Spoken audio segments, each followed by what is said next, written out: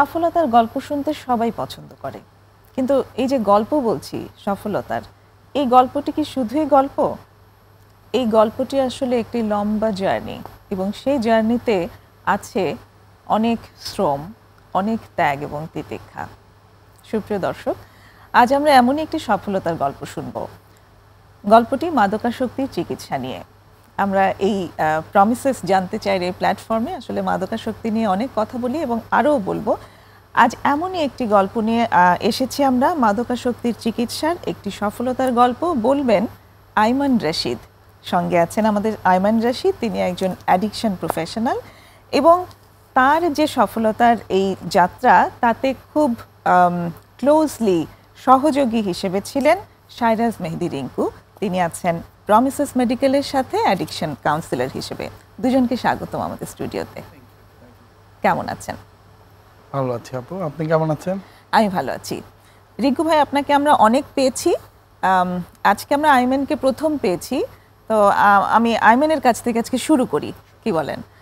যেহেতু সফলতার গল্প শুনবো এবং আইমান মাদকাসক্তির চিকিৎসা করেছেন সফলভাবে, এখন বেশ অনেক দিন একজন রিকভারি হিসেবে আছেন। একই সঙ্গে তিনি একজন অ্যাডিকশন প্রফেশনাল হওয়ার মতো একটি জায়গা অর্জন করেছেন।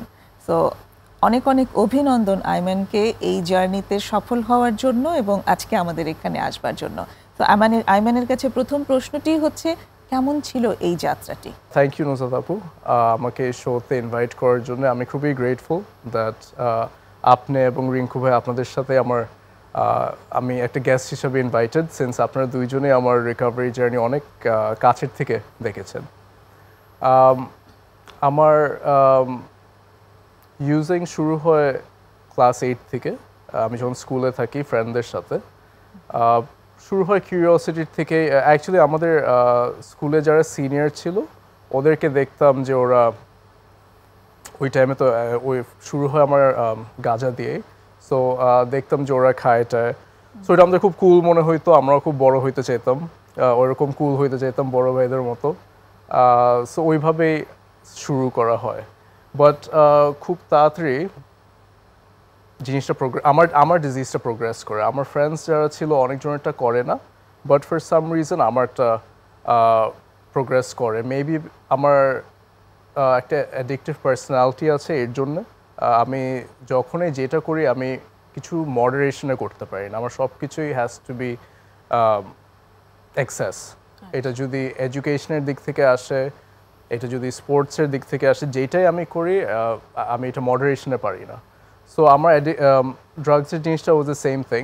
বাট ড্রাগস এরকম একটা জিনিস যে যখন ওইটা একটা জিনিস যেটা এটা এক্সেস যদি করি, অন্য কিছুর আর স্পেস থাকে না আমার লাইফে। সো ওইভাবেই আমার পড়াশোনা খারাপ হওয়া শুরু করলো। আমি খুবই ভালো একটা স্টুডেন্ট ছিলাম, ওইভাবে আমার এডুকেশন খারাপ হয়ে গেল। ফ্রেন্ডসরাও অবভিয়াসলি আস্তে আস্তে ডিট্যাচড হয়ে যায়, কারণ মানে গাঞ্জা খাওয়া এক জিনিস, বাট ওয়ান্স আর একটু হার্ডার ড্রাগসে শিফট করা হয়, সবাই তো ওই শিফটটা করে না। আর যতই যা হোক, ড্রাগসের সাথে অনেক বড় একটা স্টিগমা আছে, স্পেশালি ড্রাগস যেগুলো ধরেন হেরোইন কিংবা ইনজেক্টেবলস। আমার ড্রাগ অফ চয়েস হেরোইন ছিল ইনিশিয়ালি, পরে ইট বিকেম ইনজেক্টেবলস। সো ওইভাবে আমার ফ্রেন্ডসরাও দূরে সরে যায়, বাসায় প্রবলেম হওয়া শুরু হয়। বাট আমি খুবই ব্লেসড। আমার মার মতো মা আই থিঙ্ক এই দুনিয়ায় নাই। উনি যেই সাপোর্ট আমাকে, মানে ওনাকে ছাড়া আই উড আইদার আমি এতদিনে মরে থাকতাম, নাহলে রাস্তায় পড়ে থাকতাম। আমি এইখানে থাকতাম না। আমার মা আমার হাল ছাড়ে নাই, আমার মার ফেথ জীবনেও কমে নাই আমার উপরে। উনি একমাত্র মানুষে, হ্যাঁ আশেপাশে অনেক মানুষজন ভাবছে আমি ভালো হব, আবার ভাবে নাই, এরকম ছিল। আমার মা ওই জায়গাটা জীবনেও নড়ে নাই। মানে পুরো দুনিয়া একদিকে ছিল, আমার মা একদিকে ছিল। সো এনিওয়েজ আমার অ্যাডিকশন প্রোগ্রেস করে, আমাকে বাইরে পাঠানোর চেষ্টা করে। আমাদের একটা এরকম একটা মাইন্ড সেট আছে যে যদি বাইরে পাঠায়, এখানে ক্রাউডটা খারাপ, বাইরে পাঠালে ছেলে ভালো হয়ে যাবে। মানে বিদেশে থাকার জন্য বা পড়াশোনার জন্য পাঠানো? জি, আমাকে বিদেশে পাঠানো হয়। স্পেসিফিকলি মালয়েশিয়া চুজ করা হয়, কারণ মালয়েশিয়া একটা মুসলিম কান্ট্রি, আর মালয়েশিয়াতে যদি ড্রাগস নিয়ে ধরা খায় তাহলে ডেথ পেনাল্টি। নামে সবই ঠিক আছে, বাট ওইখানে সবই পাওয়া যায়। আর ওইখানে সবই অ্যাকচুয়ালি একটা অ্যাডিক্ট যদি ইউজ করতে চায় যে কোনো জায়গায় they can find drugs, they can use, and that is exactly যেটা আমার হয়েছে। ওইখান থেকে ফেরত আসি, এরপর আমার ওইখান থেকে আমি ফেরত আসার পরে আমি এক্সপেলড হয়ে যাই, আমি পড়াশোনা কমপ্লিট করতে পারি না। ড্রাগ ইউজের জন্য না, বাট সিমিলার, আমি একটা বোর্ডিং স্কুলে ছিলাম, সো ওইখানে স্মোকিংও অ্যালাউড না। যদি 5 বার সিগারেট নিয়ে ধরা খাই তাহলে ইউর এক্সপেলড। সো ওইটার জন্য আমাকে এক্সপেল করে দেওয়া হয়েছে। সো তারপরে আমার প্রথম অ্যাকচুয়াল রিহ্যাবিলিটেশন শুরু। আমি ঢাকায় আসার পরে আমার একটা ইন্ডিয়া একটা রিহ্যাব আছে, ওইখানে আমার মা আমাকে পাঠায়। ওইখানে অবভিয়াসলি ভলেন্টারিলি যেতে হয়, মুম্বাইয়ের একটু দূরে। সো ওইখানে ছিলাম আমি অনেক লম্বা সময়। ওইখানে আমার জার্নি ওয়াজ 1 year 14 months. So total আমি ছিলাম 1 year 14 months, and তারপরে 1 year 14 months না, total 14 months. So total 1 year 2 months. 1 year 2 months. 1 year 2 months. এর আগে আমি একবার ট্রিটমেন্টে ছিলাম 2 মাসের জন্য বাংলাদেশে, আর যেতে খুব একটা কিছু হয় নাই। আর ওর পরে আই ওয়াজ ক্লিন ফর আপনার বাইরে আরো 1.5 বছর, 2 বছর হয় নাই। সো ভিতরে 14 মাস, বাইরে 1.5 বছর। আমি ওইখানে থাকতে আমাকে একটা জিনিস বলা হয়েছিল যে আমার অনেক বড় একটা প্রবলেম, মানে অ্যাডিকশন তো ইজ জাস্ট অ্যাকচুয়ালি মানে প্রবলেমের আউটকামটা ড্রাগস, আমাদের তো অ্যাকচুয়ালি ভিতরে অনেক প্রবলেমস, অনেক ক্যারেক্টার ডিফেক্টস, অনেক প্রবলেম। সো আমার একটা মেইন প্রবলেম ছিল হলো relationship problem, dependency on women. এইগুলো আইডেন্টিফাই করা হয়েছিল ইয়াতে যখন আমি ইন্ডিয়ায় ট্রিটমেন্টে ছিলাম। সো আমি ট্রিটমেন্ট থেকে বের হওয়ার পরপরে একটা রিলেশনশিপ, আমার একটা এক্স গার্লফ্রেন্ড যে ছিল ওর সাথে আই স্টার্ট রিলেশনশিপ অ্যাগেন। আমাকে তারপর আমেরিকায় পাঠিয়ে দেওয়া হয়, কারণ ছেলে তো এখন ক্লিন, এখন বাইরে he is responsible, he can do it. আর বাইরে আই ডু ভেরি ওয়েল। আমি ক্যালিফোর্নিয়া থাকি, আমার ইউনিভার্সিটিতে খুবই ভালো করেছিলাম, ডিনস লিস্টে ছিলাম। তারপর আমার ব্রেকআপ হয় আর আমি গাঞ্জা খেয়ে ফেলি, ঠিক আছে। সো আমার রিলেশনশিপ আর ড্রাগ ইউজ, এই দুইটা, রিলেশনশিপ আর ড্রাগ ইউজ হলো একদিকে, আর উইমেন আর ড্রাগ ইউজ, এই দুইটা আমার জন্য আর was very tied, hand in hand. So anyways, এরপর থেকে আমি অ্যাকচুয়ালি ট্রিটমেন্ট আর কতবার গিয়েছি আই হ্যাভ লস্ট কাউন্ট। এরপর আমাকে আর বাইরে ট্রিটমেন্টে কোথাও পাঠানো হয় নাই, আমাকে দেশেই পাঠানো হয়েছে। দেশের বেস্ট জায়গায় পাঠানো হয়েছে, দেশের ওয়ার্স বলা উচিত না, বিকজ অনেক মানুষ অনেক জায়গার থেকে ভালো হয়, বাট আমি খুব খারাপ এক্সপিরিয়েন্স করেছি, এরকম অনেক জায়গায় পাঠানো হয়েছে। আবার ভালো এক্সপিরিয়েন্সও আছে, এরকমও জায়গা ভালো এক্সপিরিয়েন্সও আছে। মানে আমরা তো ইউজুয়ালি রিহ্যাব মাপি কমফর্ট আর ডিসকমফর্ট দিয়ে, সো অনেক কমফর্টেবল জায়গায়ও গিয়েছি, অনেক আনকমফর্টেবল জায়গায়ও গিয়েছি। তো সেখান থেকে অ্যাকচুয়ালি মানে অনেক লম্বা তাহলে জার্নিটা, এবং অসংখ্যবার আপনি ট্রিটমেন্ট নিয়েছেন, আপনার স্টোরি থেকে এই জিনিসটা পাওয়া গেল। এটা কেমন ছিল আপনার জন্য, যে মানে এই যে এতবার করে আমি ট্রিটমেন্ট নিচ্ছি আবার চলে আসছি? আপনার মার কথা আপনি খুব সিগনিফিকেন্টলি বলেছেন যে তিনি অ্যাকচুয়ালি আশা কখনো হারাননি। এখান থেকে আমরা খুব বড় একটা ইনফরমেশন পাচ্ছি যে family help is very important, এবং ফ্যামিলি যতক্ষণ পর্যন্ত আশা ধরে রাখবে ততক্ষণ পর্যন্ত আসলেই সুস্থ হওয়ার সম্ভাবনা আছে। এটা একটা খুব বড় মেসেজ আমরা আপনার এই স্টোরি থেকে পাচ্ছি। তো আপনার জন্য আসলে কেমন ছিল যে বারবার করে আপনি ট্রিটমেন্ট নিচ্ছেন, রিল্যাপস হচ্ছে, ট্রিটমেন্ট হচ্ছে, আবার রিল্যাপস হচ্ছে, এটা আপনার জন্য কেমন ছিল?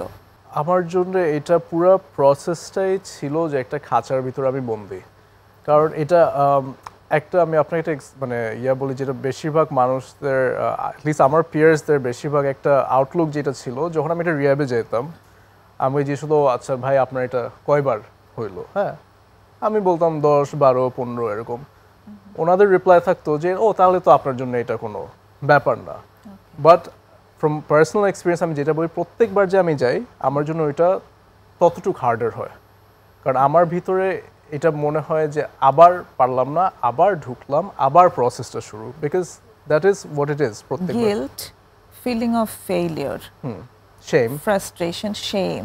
আচ্ছা, এই সব কিছুতে আবার মানে এই সব কিছুর মধ্যে আবার ডিপ ডাউনে চলে যাওয়া। হ্যাঁ।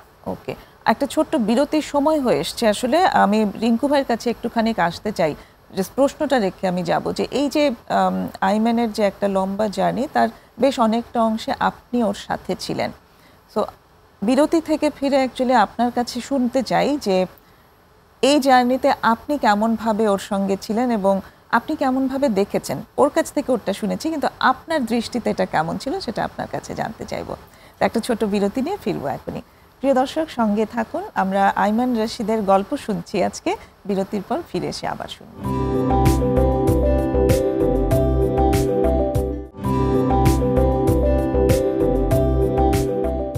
দেখছেন প্রমিসেস জানতে চাই। আজ কথা হচ্ছে মাদকাসক্তির চিকিৎসা একটি সফলতার গল্প নিয়ে।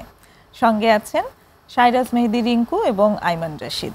রিঙ্কু ভাই, যেখানে আমরা ছিলাম যে আইমানের যে জার্নি ছিল, লম্বা জার্নি, সে নিজেই বলেছে, সেই জার্নির একটা বড় অংশে আপনি তার সাথে ছিলেন অ্যাজ অ্যান অ্যাডিকশন কাউন্সিলর। আপনার দৃষ্টিতে কেমন ছিল এই যাত্রাটা? মজার অভিজ্ঞতা।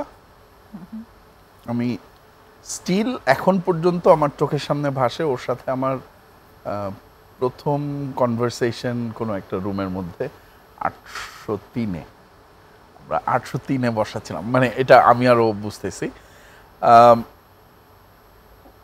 ওর জার্নিটা না, মজার ব্যাপার হচ্ছে ওটা তো আমার জার্নিও। সো মানে আপনার journey as being an addict, আচ্ছা, আমি তো ওই সেম ওয়েতে সেম স্ট্রাগলের ভেতর দিয়ে এখন থেকে কিছুটা সময় আগে গেছি। সো ওর স্ট্রাগলটা বোঝা যায়, মানে ফিল করা যায় একদম ভেতর থেকে যে ও আসলে কি নিয়ে স্ট্রাগল করছিল, কিভাবে স্ট্রাগল করছিল। অনেক দীর্ঘ সময়, অনেক রাত আমি আন্টি, ওর মা কথা বলল, আমরা শুধু কনভারসেশনে ছিলাম যে এরপরে কি, এরপরে কি, এরপরে কি। এবং এক্স্যাক্টলি ওইটাই। আমি জানি যে প্রত্যেকটা অ্যাডিক্টেরই একটা সময় হয় যখন আসলে তার ফিরে আসার সময়।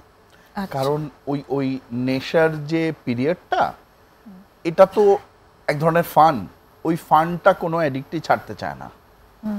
তারা চায় ওটাকে ওটাকে ওই ওই যে ও বললো না যে আমি কুল হইতে চাইছি বড় ভাইদেরকে দেখে, বড় হতে চেতাম। ওই বড় হতে চাওয়াটা একসময় একটা নেসেসিটি, একটা ডিপেন্ডেন্সি।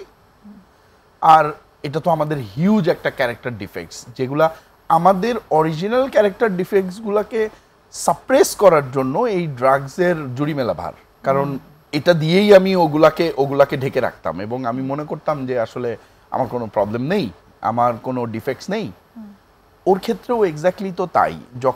আমার ক্ষেত্রেও এক্স্যাক্টলি তাই। আমি যখনই কোনো সমস্যার মধ্যে দিয়ে যেতাম, যখনই সমাধান খুঁজে পেতাম না, আমার কাছে মনে হতো যে আসলে এটাই সমাধান।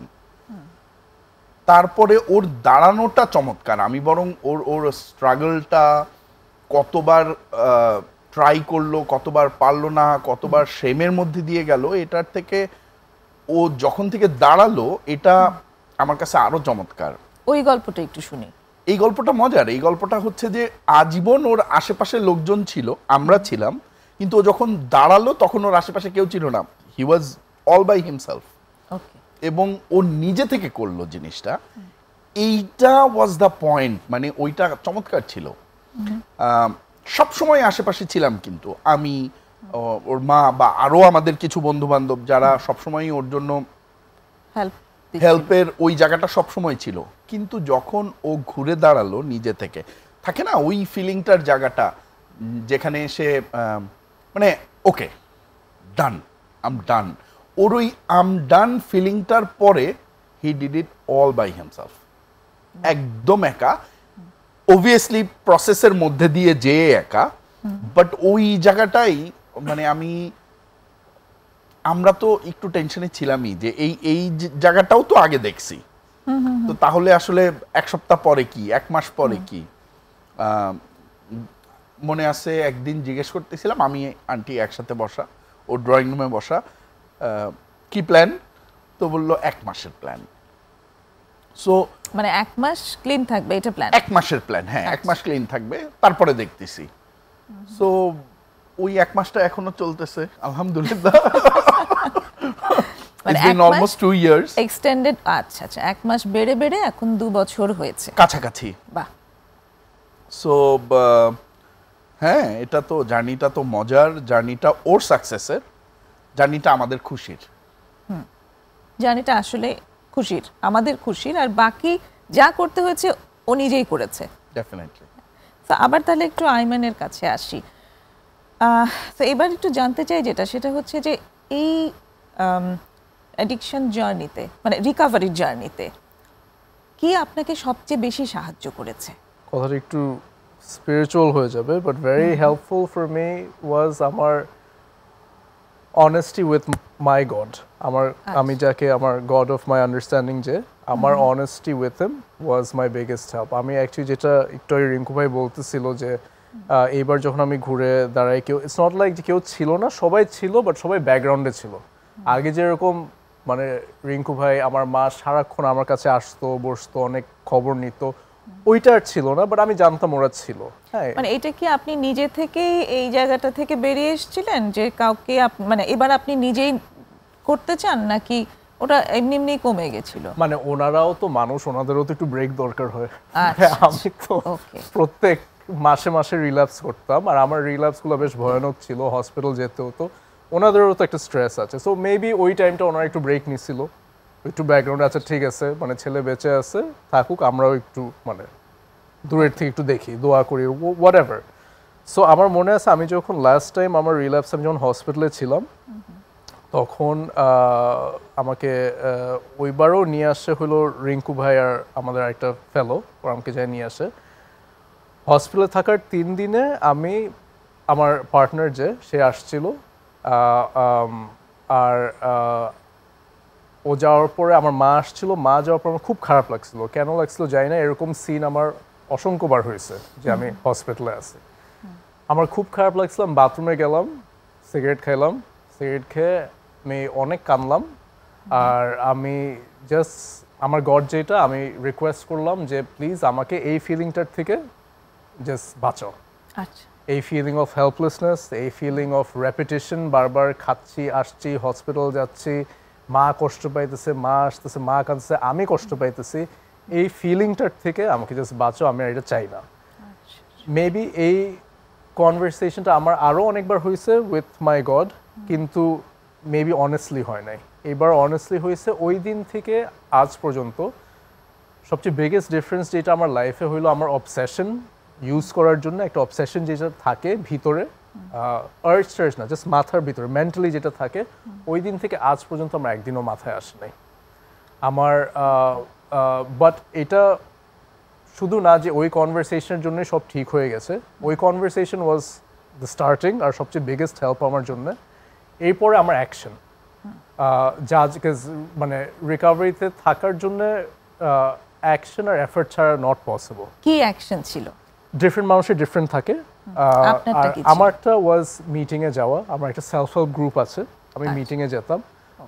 আমার যারা যারা অনেক বছর রিকভারি আছে ওনাদের সাথে কন্ট্যাক্টে থাকি, ওনাদের সাথে বাইরে যাই, খেতে যাই। সো বেসিক্যালি মিটিং, ফেলোশিপিং আর স্টেপ ওয়ার্ক। সো বাট এটা বলতে না বলতে শুধু আমার জার্নি টু রিকভারি, অনেকভাবেই রিকভার্ড থাকা যায়, আমার অনেক ফ্রেন্ডস অনেকভাবেই রিকভার্ড আছে, বাট আমার জার্নি ওয়াজ থ্রু এই self help group. Self help গ্রুপটা সম্পর্কে একটু যদি রিঙ্কু ভাইয়ের কাছ থেকে জানতে চাই। উনি বিগেস্ট অ্যাডভোকেট গ্রুপ। তো একটু এই গ্রুপটা সম্পর্কে জানতে চাই যে এই গ্রুপে অ্যাকচুয়ালি কি হয়, কিভাবে হেল্পটা দেওয়া হয়, and how is it effective? শুধুমাত্র ড্রাগসের ক্ষেত্রে না, এই ধরনের সেলফ হেল্প গ্রুপ আসলে সাপোর্ট গ্রুপ হিসাবে অনেক কিছুর জন্য আছে। Drug, alcohol is one of the biggest. আপনি ক্যান্সার রিকভারদেরও সেলফ হেল্প গ্রুপ পাবেন। এই ধরনের অসংখ্য সেলফ হেল্প গ্রুপ আছে। আমরা যেই সেলফ হেল্প গ্রুপের কথা বলছি এটা obviously drug related, addiction related. এখানে এবং আমরা আসলে নামবিহীন, তার মানে হচ্ছে ওখানে পরিচয়ের গোপনীয়তা রাখা হয়। সঙ্গত কারণেই আমি নামটা নিচ্ছি না আমার সেলফ হেল্প গ্রুপের, যেখানে কিছু সংখ্যক আমাদের মতোই মানুষ যারা আসে বসে নিয়মিত, তারা এক জায়গায় মিলিত হয় এবং তারা তাদের যেই ফিলিংটা আছে, যেই শেয়ারিংগুলো আমরা ওখানে করি, সেটা একজন আরেকজনেরটা শুনি। দ্যাটস ইট, ইটস খুবই সিম্পল। এখানে কমপ্লিকেশনের কোনো কিছু নেই। আমরা একজন আরেকজনকে সাপোর্ট দিয়ে তারপরে এই সেলফ হেল্প গ্রুপগুলো আসলে কাজ করে। যে আমারই মতো স্ট্রাগল এক সময় করেছে সে তো খুব সহজে বুঝবে। আচ্ছা, এই ফিলিং এর দাম দেওয়াটা না অনেক বড় একটা ব্যাপার। আচ্ছা, থ্যাংক ইউ এটা নিয়ে আসার জন্য। আরেকটা বিরতির সময় হয়ে এসেছে, আসলে বিরতির পর এটা সম্পর্কে আরেকটু বিস্তারিত শুনবো। দর্শক, আরেকটা বিরতির সময় হয়েছে, সঙ্গেই থাকুন।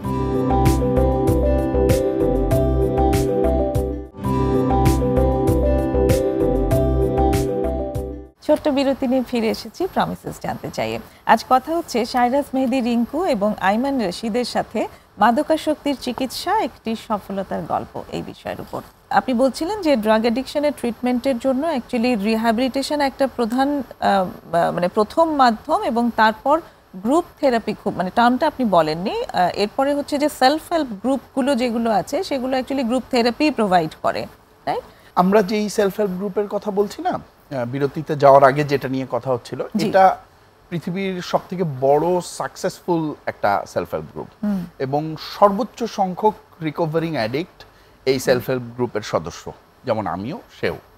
সো আমি যেটা বলছিলাম যে ওই যে সাপোর্ট সিস্টেমটা কখনো কখনো কোনো মানুষের জন্য শুধুমাত্র হয়তো ওই সাপোর্ট গ্রুপটা এবং সাপোর্ট সিস্টেমটাই যথেষ্ট।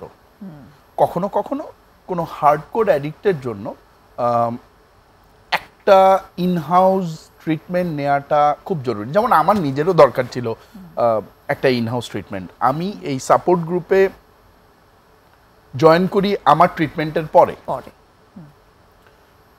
যখন অ্যাকচুয়ালি সব রকম মানে প্রাথমিক যে সাপোর্টগুলো লাগে, উইথড্রল ম্যানেজমেন্ট থেকে শুরু করে এই জিনিসগুলো তো অ্যাকচুয়ালি একটা রিহ্যাবিলিটেশন সেন্টার থেকে করলে ভালো হয়। একটা রিহ্যাবিলিটেশন সেন্টারের মধ্যে হলে ভালো।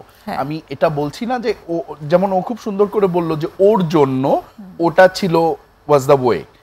এক একজনের জন্য আসলে এক একভাবে হয়।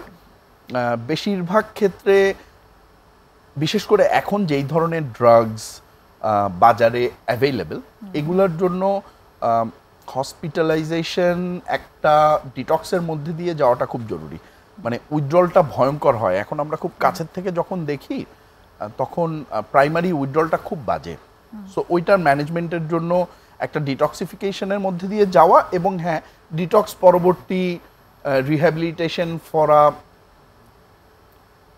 নট শর্ট টার্ম, মানে ইট হ্যাজ টু বি 6 মাসের কাছাকাছি যদি হতেই হয়। যদি ট্রিটমেন্ট নিতে হয় সেটা একটা পরিপূর্ণ ট্রিটমেন্ট হওয়া উচিত। আর যদি ট্রিটমেন্ট না নিয়ে কেউ কোনো সেলফ হেল্প গ্রুপের সাহায্য নিয়ে পারে, তাহলে ইটস ওকে, কেন নয়, সেটাও একটা মাধ্যম। তো ওই যে ফিলিংয়ের মর্যাদা দেয়া, ওই যে আমি হয়তো ওর সাথে শেয়ার করলাম কোনো একটা কিছু যে আমি এই প্রবলেমের মধ্যে দিয়ে যাচ্ছি, তখন ওর এক্সপেরিয়েন্স থেকে আমাকে ছোট্ট একটা ফিডব্যাক, একটা ওর এক্সপেরিয়েন্সে ও কিভাবে ওই প্রবলেম থেকে বেরোয় আসছে সেইটা আমার সাথে শেয়ার করলো। নট ফিডব্যাক, শেয়ার করলো যে আমার বেলায় এরকম হলো, সো আমি আসলে এটা করলাম, করে সমাধান পেলাম। সো এরকম আরো 2টা মানুষ একই জিনিসটা শেয়ার করবে। ওকে, করার পর আমার জন্য যেটা কমফোর্টেবল, ওরটা হয়তো আমার জন্য কমফোর্টেবল নাও হতে পারে, বাট আরেকজনেরটা হতে পারে যেটা আমার জন্য সহজ। ওখান থেকে আমরা আসলে আমাদের সমাধান খুঁজে না। আরেকটাও তো হয় যে যখন আমি দেখছি যে হ্যাঁ আমি একটা সমস্যায় পড়েছি, অন্য কয়েকজনও একই জিনিসের ভেতর দিয়ে গেছিল এবং সমাধান পেয়েছে, হয়তো কারোটাই আমার পছন্দ হয় না। ইয়েস, একেবারে that gives a will force, যে এখান থেকে বের হওয়া যায়। এবং ওই জায়গাটা, ওই ইনসাইটটাও ওপেন হলো যে ভিন্নভাবে চিন্তা করা যেতে পারে। আমি হয়তো এদের কারো কাছ থেকে কিছু নিলাম না, বাট আমি ব্রেইনস্টর্ম করতে পারি, আর কিছু যদি আমি নিজে বের করতে পারি। সেলফ হেল্প গ্রুপগুলোর না মজার ব্যাপারটাই এটা, ওখানে বিভিন্ন বয়সী রিকভারিং অ্যাডিক্ট থাকে তো আচ্ছা শুরুর দিকে আমরা যদি নিউ কামার যারা মাত্র রিকভারিতে আসছে বা স্ট্রাগল করছে এদের পক্ষে না বিশ্বাস করাটাই কঠিন হয়ে যায় যে এটা পসিবল, ভালো থাকাটা সম্ভব ফর লং টার্ম। তো যখন একটা গ্রুপে যেয়ে দেখি যে না 10 বছর 15 বছর 20 বছর 12 বছর 8 বছর ধরে একটা মানুষ ক্লিন, এরকম অসংখ্যবার হয়েছে যে আমাদেরকে দেখে বলছে না আপনারা আসলে না, নতুন আসছে কোনো একটা ছেলে, আপনারা এমনিই মিথ্যা বলতেছেন। আচ্ছা বিশ্বাস করাটা তো কঠিন। যখন সে কন্টিনিউয়াসলি আসা শুরু করলো, যখন বুঝলো যে আসলেই এরা সবাই রিকভারিং অ্যাডিক্ট, তখন না ওই বিশ্বাসের জায়গাটা প্রচন্ড শক্ত হয়। আরেকটা প্রশ্ন এসে গেল মনে, সেটা হচ্ছে আপনি বলছেন যে 10 বছর 20 বছর কেউ কেউ রিকভারি হিসেবে আছে, কিন্তু তারপরও তারা এই সেলফ হেল্প গ্রুপে আসছে, এটার রিজন কি? আমি যতদিন বেঁচে থাকবো ততদিন আমাকে আমার রিকভারিং ওয়ার্কের মধ্যে দিয়ে যেতে হবে। আচ্ছা, তার মানে এটা একটা লাইফ লং প্রসেস। আমি Definitely. আজকে 1 বছর বা 2 বছর আমি রিকভারি হয়েছি, দ্যাট ডাজন্ট মিন যে আমি এই সেলফ হেল্প গ্রুপ বা নিজেকে নিয়ে কাজ করা I আমি বন্ধ cannot be করে দেব। cured. আচ্ছা রিকভারি একটা প্রসেস, এই জন্যই আমরা টার্মটা ইউজ করি রিকভারিং অ্যাডিক্ট, কারণ আমার রিকভারির আসলে শেষ নেই। ওকে আমার শেষ দিন পর্যন্ত আমার রিকভারিটা চলতে থাকবে, মানে ইটস আ প্রসেস। এটা কখনোই আমি পরিপূর্ণ কিউরড হতে পারবো না, আমাকে এই প্রসেসটার মধ্যে দিয়েই যেতে হবে। ওকে, এবার একটু আইমানের কাছে যদি আসি, এই যে এখন আপনি রিকভারিং অ্যাডিক্ট হিসেবে আছেন, রাইট? রিঙ্কু ভাই আবার টার্মটা এক্সপ্লেইনও করলেন যে কেন রিকভারিং অ্যাডিক্ট। তো কেমন লাগছে আসলে এই যে প্রায় 2 বছর you are recovering, how is this journey? এখন লাইফের সাথে যা যা আসে, ups downs, different emotions, different relationships, as in আমার মার সাথে আমার রিলেশনশিপ, আমার বাবার সাথে আমার রিলেশনশিপ ওয়াজ ভেরি কমপ্লিকেটেড, মানে ফর দ্য লংগেস্ট টাইম। মানে আই থিঙ্ক আমার অ্যাডিকশন শুরু হওয়ার পর থেকে টিল গত বছর ডিসেম্বর, যেটা আমার মার বার্থডে ছিল, এর আগ পর্যন্ত আমাদের রিলেশনশিপ ওয়াজ খুবই কমপ্লিকেটেড, অনেক লম্বা টাইম অ্যাবসেন্ট, মানে আমি দূরে থাকি ওনার থেকে, উনি দূরে থাকে আমার থেকে। ডিসেম্বর থেকে এখন পর্যন্ত we have a very good relationship. ডিসেম্বরে আমার মার বার্থডে ছিল 1 তারিখে, ওই দিন ফ্যামিলি ফটোর সময় আমার বাবা আমার গায়ের মধ্যে হাত রাখলো, আর তারপর থেকে we started talking and we have a beautiful relationship. এখন মানে যে আইস ব্রেকিং হলো তখন? আইস ব্রেকিং এরকম অনেকবারই হয়েছে, আর এখন now that I think of it, মানে ডিফারেন্ট মানুষ অ্যাডিকশন ডিফারেন্টভাবে প্রসেস করে। আমার বাবা is not capable of understanding addiction, আর ওইটা আমার আন্ডারস্ট্যান্ড করতে হবে, যেটা আমি এতদিন করিনি। আমার মনে হয়তো যেহেতু আমার মা এত অ্যাডিকশন বুঝে, এত পড়ে থাকে, মানে আমার জন্য সব দিতেছে, আমার বাবা একই জিনিস করে না কেন? দুইজন মানুষ একই না, দুইজন মানুষ ইমোশন ডিফারেন্টভাবে প্রসেস করে। আমার বাবা হি ওয়াজ জাস্ট প্রোটেক্টিং হিমসেলফ, উনি নিজেকে প্রোটেক্ট করতেছিল, কারণ উনি এটা ইট ওয়াজ অনেক ডিফিকাল্ট। আই গেস উনি আমার মার থেকে আর অনেক বেশি ইমোশনাল, সো ওনার ওইভাবে দেখা আমার জন্য, উনি আমাকে এইভাবে দেখা was much more difficult. So এইটাই, I am experiencing life, I am very grateful যে আমি এখনও ক্লিন। আমি রিসেন্টলি আমার ব্রাদার ইন লয়ের কোম্পানিতে জয়েন করেছি, স্মার্ট এয়ার, ওইখানে সেলসে আছি। তারপরে অ্যাট দ্য সেম টাইম আমি আমার অ্যাডিকশন প্রফেশনাল ডিগ্রি ICAP 1 ওইটা শেষ করলাম, বিকজ আমার এটা একটু জানতে চাই, এটা সম্পর্কে যদি আরেকটু বলেন। হ্যাঁ, সো আমি What is it? আলটিমেটলি আমার career I want to help addicts, সুন্দর কথা, থ্রু কাউন্সেলিং। আমি নিজে একজন সার্টিফাইড কাউন্সিলর হতে চাই, ওইটার ফার্স্ট স্টেপটা আমার হয়েছে। Addiction counsellor? হ্যাঁ, internationally certified addiction professional level 1, okay. ওইটা আমি মাত্র পাস করেছি। অ্যান্ড আমি নট অনলি আমি এনজয় করি একটা রিকভারিং অ্যাডিক্টের সাথে টাইম স্পেন্ড করা, টু সি যে আমার দুইটা কথাতে ওর কোনো হেল্প হলো নাকি, আমি ওইটাও ফিল করি যে এটা আমার রেসপন্সিবিলিটি। আচ্ছা, কারণ আমার এরকমও অনেক টাইম মনে হয়েছে যে আমার জার্নিটা কেউ বুঝতেছে না, আমার অ্যাডিকশনটা কেউ বুঝতেছে না, আমি যেটাতে গো থ্রু করতেছি কেউ বুঝতেছে না। সো মানে আই ফিল যে এটা আমার রেসপন্সিবিলিটি, যদি আমার মতো এরকম আরও থাকে, which I'm sure অসংখ্য আছে, যে আমি ওনাদের জন্য থাকতে পারি দারুণ। in whatever capacity. দারুণ। সো আরেকটা বিরতির অবশ্য সময়, প্রশ্নটা চলে এসেছিল, এর ফাঁকে বিরতির সময় হয়ে এসছে, তো প্রশ্নটা এসে আবার করব। আরেকটা ছোট্ট বিরতি নিচ্ছি, দর্শক সঙ্গেই থাকুন, আরেকটা বিরতি নিয়ে এখনই ফিরব।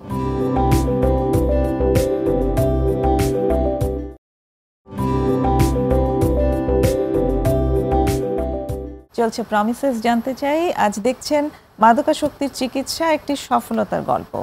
এই গল্পটি নিয়ে এসেছেন আইমান রশিদ এবং সাইরাস মেহেদী রিঙ্কু। আইমান রশিদ, এই পর্যায়ে এসে যে প্রশ্নটি আপনার কাছে করতে চাই সেটি হচ্ছে যে আপনি কি কি চ্যালেঞ্জেস ফেস করেছেন আপনার এই রিকভারি জার্নিতে? সিন্স আমার অ্যাডিকশন লাইফ অনেক লম্বা, আমার বেশিরভাগ অ্যাসোসিয়েশনস আর friends users, hard drugs use না করলেও মানে অ্যালকোহল আর গাঞ্জা ইজ ভেরি কমন। হ্যাঁ, আর আমার প্রবলেমটা ছিল ইজ আমি ওয়েদার ক্লিন অর ইউজিং যেটাই থাকি, আমার ওই এনভায়রনমেন্টটা খুব ভালো লাগতো। আর আমি কেন জানি মনে করতাম যে ওরকম এনভায়রনমেন্টে থাকতে পারবো, আমার আশেপাশে যা হওয়ার হবে আমি করব না। সো 9 out of 10 টাইমস আমি ফেল করতাম। আর যদি ওই দিনও না ইউজ করতাম, আরও 2-3 দিন পরে যে ইউজ করতাম। সো নিজের কাছে অ্যাডমিট করা যে ড্রাগস আর মোর পাওয়ারফুল দেন মি, এটা ওয়াজ আমার জন্য একটা বড় চ্যালেঞ্জ। যে ড্রাগস অ্যান্ড ড্রাগসের এনভায়রনমেন্ট, ওইটা যে আমার মানে আমি ওইটার সাথে পারবো না। So that was one.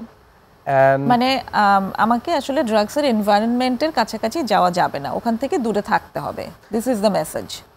হ্যাঁ, আর আমাদের রিক্রিয়েশন অন্য জায়গায় খুঁজতে হবে। ওকে, মানে সিন্স ওই জায়গাটা আমার ক্লিন থাকাও ভালো লাগতো কেন, আমি ওইটাও আপনাকে বলি, বিকজ আমার জন্য ওইটাই ফ্যামিলিয়ার ছিল। আমি এত বছর এটার মধ্যেই ছিলাম, ওইটাই আমার কমফর্ট জোন, ওইটাই আমার ফ্যামিলিয়ারিটি। সো ওয়েদার আমি ইউজ করি নাকি ক্লিন থাকি, আমার ওই জায়গায় থাকতে ভালো লাগতো। সো ওইটার বাইরে যাওয়া আমার জন্য ডিসকমফর্ট ছিল।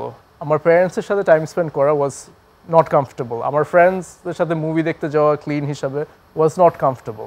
ইট ওয়াজ নতুন এক্সপিরিয়েন্স। বাট ইভেনচুয়ালি এই নতুন এক্সপিরিয়েন্সগুলো করতে করতেই you grow into it, you become comfortable.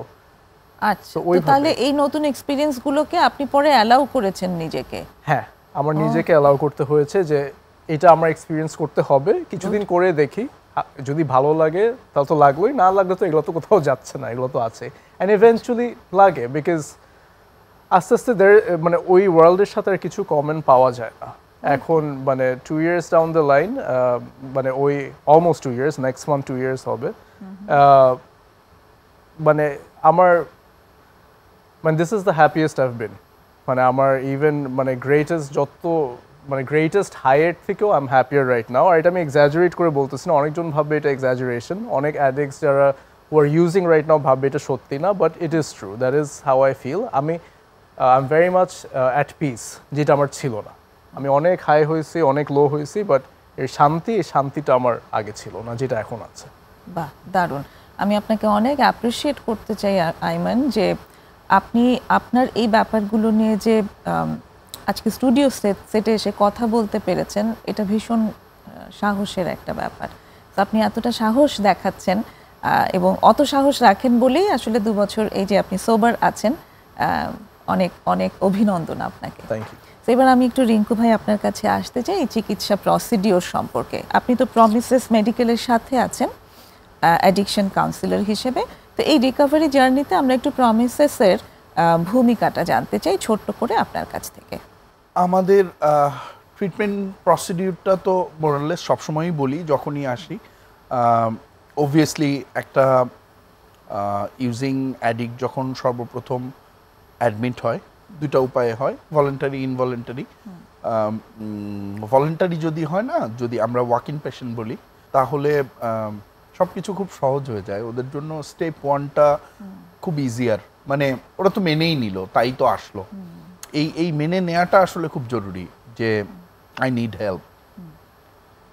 Otherwise অনেককে দেখবেন যে লম্বা সময় হয়ে গেছে, মাল্টিপল টাইম ট্রিটমেন্ট নিল, বিভিন্ন আলাদা আলাদা রিহ্যাবে ট্রিটমেন্ট নিল, দেশে করলো বিদেশে করলো, শেষ পর্যন্ত ঘুরে এসে এই যে জায়গাটা যে আমার আসলে হেল্প দরকার, এই জায়গাটা তৈরি হয় না মানুষের।